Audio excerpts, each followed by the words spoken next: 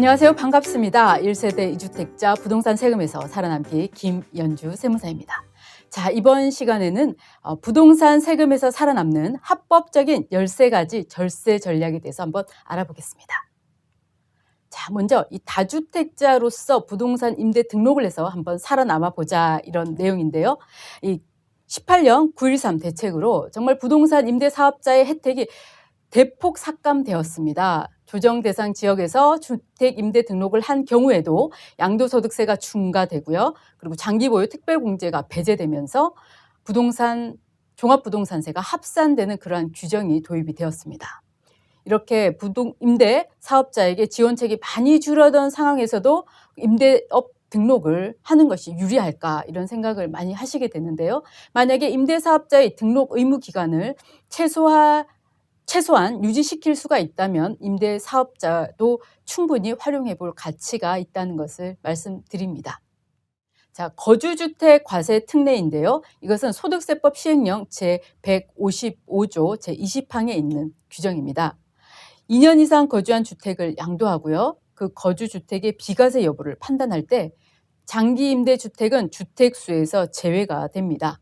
그래서 거주한 주택은 비과세 적용이 가능한데요. 만약에 일시적 1세대 2주택자의 경우에 이 거주나 보유기간 그리고 여타의 이 비과세 요건을 충족하지 못한다면 이런 임대사업자 등록을 활용해서 비과세 혜택을 한 번쯤 생각해 볼 필요가 있습니다. 이 거주주택 과세 특례는요, 지자체 임대 등록을 했다고 해서 장기 임대주택에 해당되는 것이 아닙니다. 다음에 3가지 요건을 반드시 충족하는 장기 임대주택이어야 하는데요. 그래야지만이 이 거주주택 과세 특례를 적용받을 수가 있는 것입니다. 여기서 장기 임대주택이란 세무서와 지방자치단체에 사업자 등록을 하셔야 됩니다.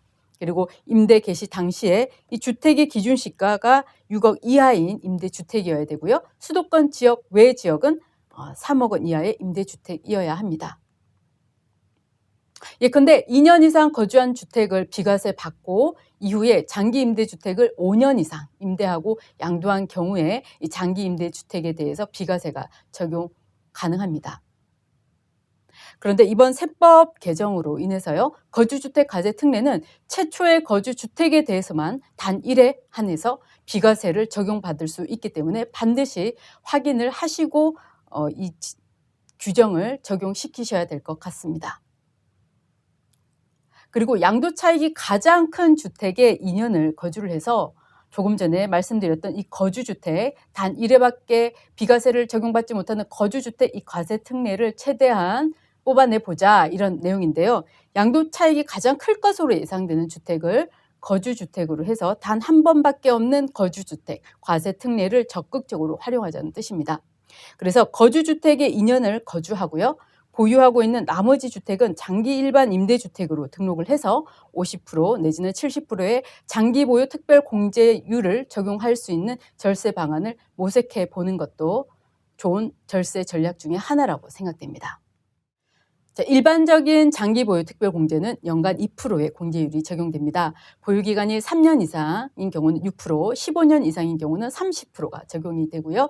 1세대 1주택 장기 보유 특별 공제는 연간 8%의 공제율을 적용시키는데 보유기간 그리고 거주기간을 나누어서 각각 4%씩 적용이 됩니다. 그래서 보유기간 3년, 거주기간 3년을 다 해서 10년 이상을 다 채웠다고 한다면 80%까지 공제받을 수 있는 세제 혜택의 가장 막강한 공제 제도인 것입니다. 그리고 조세특례제한법 제97조의 3 장기 일반 민간 임대주택에 대한 양도소득세 과세 특례인데요. 8년 이상 임대한 후에 양도를 시키면 50%의 장기보유 특별공제가 적용이 되고요. 10년 이상 임대한 후에 양도를 하게 되면 80%의 장기보유 특별공제율이 적용됩니다. 이때 임대주택의 조건은 세무서와 지방자치단체의 사업자 등록을 반드시 하셔야 되고요. 임대 개시 당시에 주택의 기준시가가 6억 원, 수도권 외 지역은 3억 원 이하인 주택이어야 됩니다. 그리고 또 한 가지 기준, 국민주택 규모 이하의 면적을 가지고 있는 임대주택이어야 된다는 점 반드시 체크하셔야겠습니다. 그리고 97조의 4 장기임대주택 등에 대한 장기보유 특별공제 추가공제율 계산 특례라고 하는데요. 이것은 5년 이상 임대하는 단기 장기임대주택을요 6년 이상 임대하고 세법상 요건을 충족한 경우에는 기본적으로 받는 공제율의 2에서 10%의 추가 공제율을 가산한 장기보유 특별공제율을 적용한다는 것입니다. 이때 임대주택의 요건이 있는데요.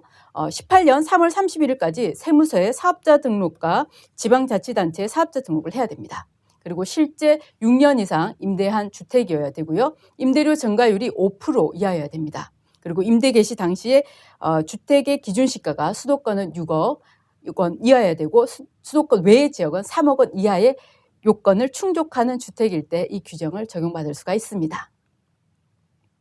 그리고 배우자 간 증여 재산을 적극 활용해보자 이런 내용인데요. 이 조정 대상 지역에 2채 이상의 주택을 보유한 경우에는요. 배우자 간 증여를 통한다면 6억 원까지 공제를 받을 수가 있죠. 그러면 어떻게 되나요? 6억 원까지 공제를 받고 증여세를 줄인 다음에 취득가액이 굉장히 높아지겠죠. 그리고 5년이 반드시 여기서 주의할 것은 5년이 경과한 후에 이 증여받은 주택을 양도를 하게 된다면 증여받은 당시의 가액이 취득가액으로 산정이 되면서 상대적으로 높은 취득가액을 기준으로 해서 매매됨으로써 양도 차익이 감소하는 결과를 초래합니다. 다만 배우자의 증여 자산에 대한 이월과세 규정을 적용받을 수 있기 때문에 반드시 증여받은 후 5년이 경과한 다음에 양도하셔야 된다는 점 꼭 명심하셔야겠습니다.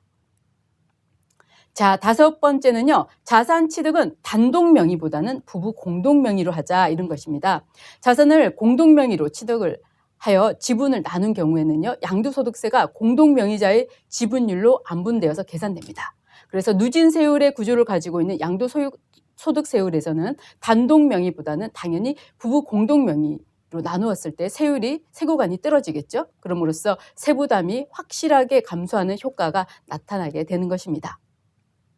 자, 6번째는요. 이혼을 할 때 위자료가 아닌 재산분할 청구권으로 이 부동산을 등기 이전해야 된다는 것입니다. 이혼에 따른 위자료는 이 부동산을 위자료 대신 지급하는 경우에는요. 세법상 양도로 보게 됩니다. 그래서 위자료 명분으로 등기를 하는 경우에는 양도소득세가 과세가 되는 것이죠. 하지만 이에 반해서 재산분할 청구권에 의한 소유권 이전은요. 부부가 공동 노력으로 성취한 이 공동재산을 이혼으로 자기 지분을 환원해 가는 그런 개념으로 보고 있는 것입니다. 그래서 당초 취득 시점부터 자기 지분인 재산을 찾아가는 것으로 보기 때문에 세법은 양도나 증여로 보지 않기 때문에요. 특별한 세부담 없이 이 소유권을 이전해 갈 수 있기 때문에 반드시 재산분할 청구권에 의한 소유권 이전을 하셔서 부동산을 취득하셔야겠습니다. 자, 7번째는 부동산 보유기간을 최대한 길게 가져가자 이러한 내용입니다. 이 양도소득세율은요. 6에서 42%의 7단계 초과 누진세율 구조를 가지고 있습니다. 그런데 보유기간이 1년 미만인 단기 보유의 경우는 주택의 40%를 부과하고 있는데요. 이 취득 시기부터 양도 시기까지의 이 보유기간이 1년 이상인 경우에는요. 주택에 대해서 6에서 42%의 초과 누진세율을 적용하게 됩니다. 그렇기 때문에 1년과 1년 이상의 경우는 굉장한 차이가 나게 되는 것이죠. 그래서 아무리 급하게 그 부동산을 급매를 하더라도요. 잔금 청산일을 최대한 늦추어서 보유기간을 최소 1년 이상 되도록 조정을 하셔서 이 고율의 단기 세율, 고율의 세율을 피해 나가시는 것이 가장 큰 절세 방법의 하나입니다. 자, 8번째는 이 부동산을 처분하는 시기를 분산을 하자 이런 것이고요. 그리고 처분 순서를 정하자 이러한 내용입니다. 1년에 2번 이상의 2채 이상의 부동산을 양도하는 경우에 만약에 양도 차익도 나오고 양도 차손도 동시에 발생하는 경우에는요. 이 양도 차손익을 통산해서 세액을 계산하게 됩니다. 양도차손은 결국 양도차익을 흡수함으로써 양도소득세에 대한 세부담이 확실히 감소가 되고 있는데요. 이 2채 이상 모두 만약에 양도차익이 모두 나온다 이러면 1년에 가급적 한 주택만 처분을 하고 한 주택을 다음 해로 이연시키는 그런 것도 절세 방안의 하나입니다. 그것은 이 양도차익이 누적 합산되는 거죠. 그래서 초과 누진세율 하에서는 세부담이 굉장히 많이 증가를 하게 됩니다. 그리고 주택의 이 처분 순서에 따라서도 세부담이 달라지는데요. 조정 대상 지역의 주택과 일반 대상이 주택을 처분하는 경우에도 처분 순서에 따라 중과 여부가 달라지기 때문에 이 처분 순서도 반드시 정해서 주택을 매매하셔야겠습니다. 9번째인데요. 예상되는 양도 차익이 가장 큰 주택을 1세대 1주택 비과세 적용을 받자, 이 내용입니다. 다주택자의 경우 양도 차익이 가장 큰 주택을 최종적으로 보유를 하면서 1세대 1주택 비과세를 적용받아야 합니다. 이 양도소득세 중에서 최대의 절세 효과를 나타내는 것은 바로 1세대 1주택 비과세인 것이죠. 9억 원을 초과하는 고가주택의 경우에도요, 1세대 1주택 비과세를 받는 것이 최적의 절세 방안임을 생각하시면서 자산을 매매하는 플랜을 세우셔야겠습니다. 자, 10번째는요, 양도소득세 감면과 적극적인 비과세 활용입니다. 이 부동산 경기 활성화를 목적으로 조세특례제한법에서는 다양한 조세 감면 규정을 두고 있고요. 그리고 임대 사업을 활성화하기 위해서도 양도소득세 감면을 두고 있습니다. 현재 보유하고 계시는 이런 주택이나 아파트 등이 양도소득세나 조세특례제한법상의 어떤 감면을 받을 수 있는 것은 아닌지, 그 요건에 해당하는 것은 아닌지를 면밀히 검토하셔서 사전 컨설팅을 받으셔야 될 것 같습니다. 그리고 적극적인 1세대 1주택 비과세를 활용하자는 것인데요. 국민 주거 안정을 목적으로 1세대 1주택 비과세 규정을 두고 있습니다. 하지만 불가피하게 일시적으로 2주택을 보유해야 되는 상황들이 발생합니다. 이사를 해서 어쩔 수 없이 대체 취득을 해야 된다거나 부모님을 동거복양해야 된다거나 결혼을 해야 된다거나 취약을 하거나 상속 등으로 인해서 일시적으로 2주택을 받는 경우에도 1세대 1주택 적용을 받기 위해서 그 기간 등을 면밀히 검토하셔서 최적의 절세 플랜을 마련하셔야 될 것으로 생각됩니다. 11번째로는요. 2021년까지 상가 겸용주택은 주택 면적을 크게 해서 매매해보자. 그것도 하나의 절세 방안임을 말씀드리는 것입니다. 2021년까지 이 겸용주택을 양도하는 경우에는 반드시 주택 면적을 상가 면적보다 크게 해서 전체를 주택으로 보아 비과세를 적용해야지 엄청난 절세 효과를 볼 수 있습니다. 1세대 1주택자로서 상가 면적이 주택 면적보다 크거나 같다면 어떻게 해야 될까요? 용도 변경을 하거나 개조나 수리를 통해서 반드시 이 공부상 용도를 주택으로 변경을 하셔서 주택이 더 크도록 만들어 놓아야 될 것입니다. 그리고 실제 사용 면적이 주택이 크다면 이것을 입증할 수 있는 사진, 각종의 증빙, 이웃의 그 인후 보증서를 준비해서 주택임을 적극적으로 설명을 하셔야겠습니다. 1세대 1주택 비과세만큼 가장 파격적인 절세 비법은 없습니다. 자, 12번째로는요. 이 취득가액으로 공제받는 지출 증빙의 중요성을 말씀드리겠습니다.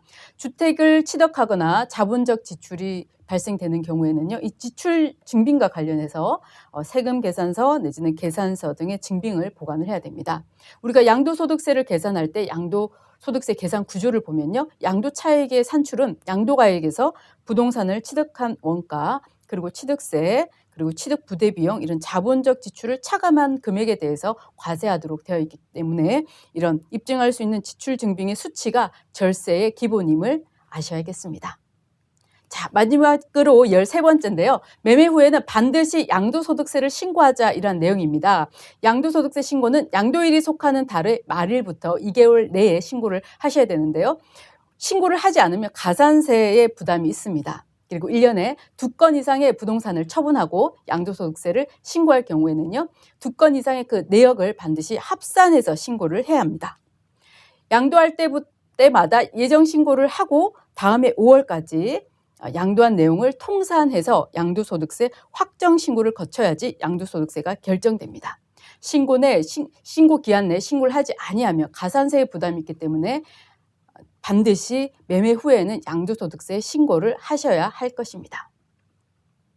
자, 지금까지 부동산 세금에서 살아남을 수 있는 13가지 방법에 대해서 고찰해 보았습니다. 어떠신가요? 좀 더 절세할 수 있는 비법을 찾으셨나요?